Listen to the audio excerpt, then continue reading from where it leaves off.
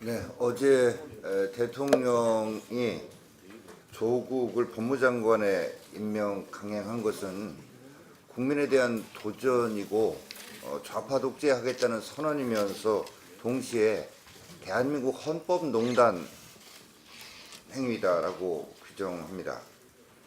이 좌파 정권의 헌법농단 폭정, 이것에 대해서는 자연법상의 권리인 저항권에 근거해서 온 국민이 떨쳐 일어나야 한다고 봅니다.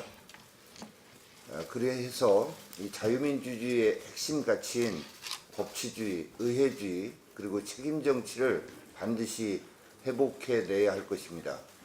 어제 광화문에서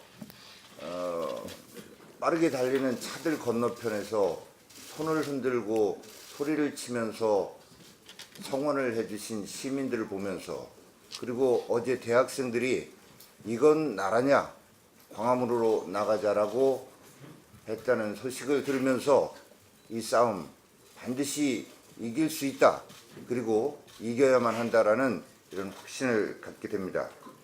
이 모든 상황은 바로 문재인 대통령 책임입니다. 이 문재인 대통령 임명 강행하면서 위법 행위가 확인되지 않았다, 의혹만으로 임명하지 않는다면 나쁜 선례가 될 것이라고 하면서 조국을 두둔했습니다. 자, 그런데 국민적인 의혹을 뒤집어 쓴 오물투성이의 조국이 무엇을 개혁할 수 있단 말입니까? 또 대통령이 검찰은 검찰 일을, 장관은 장관 일을 하면 된다라고 했는데, 이 말 참 국민을 가지고 놀고 우롱하는 말장난, 지금 대통령이 말장난 할 때입니까?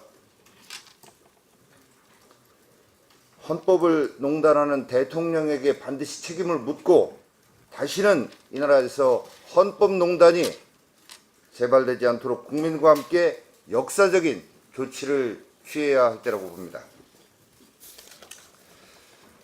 어제 회의에서는 KDI 자료를 가지고 말씀을 드렸습니다마는 어제 또 한은이 발표를 했습니다. 이 정권 하에서 각종 연구소나 기관에서 경제 관련된 발표가 나올 때마다 가슴이 철렁철렁하고 앞이 더 캄캄해집니다. 어제 한은 우리나라 잠재 성장률 계속 하락하고 있다, 그리고 성장률이 잠재 성장률을 상당폭 하회한다라고 밝혔습니다. 그만큼 우리 경제 체력이 점점 떨어지고 바닥을 향해 가고 있다는 것을 의미합니다.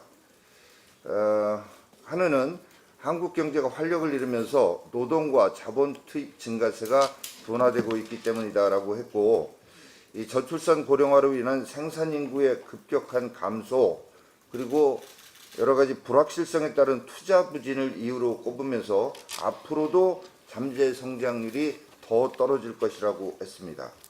이러다가 정말 우리 경제 성장 엔진이 완전히 꺼져버리는 것 아닌가 하는 우려가 우리를 짓누르고 있습니다.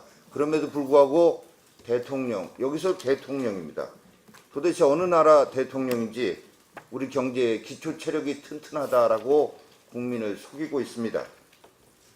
나쁘거나 무능하거나가 아니라 나쁘면서 무능하기까지 한 이런 대통령을 우리의 대통령으로 지금 모시고 있습니다.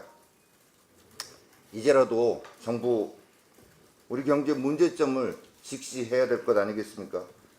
답은 어려운 것 아닙니다. 한은도 지적했듯이 노동개혁을 필두로 해서 생산성을 높여야만 한다, 이게 답입니다. 이상입니다.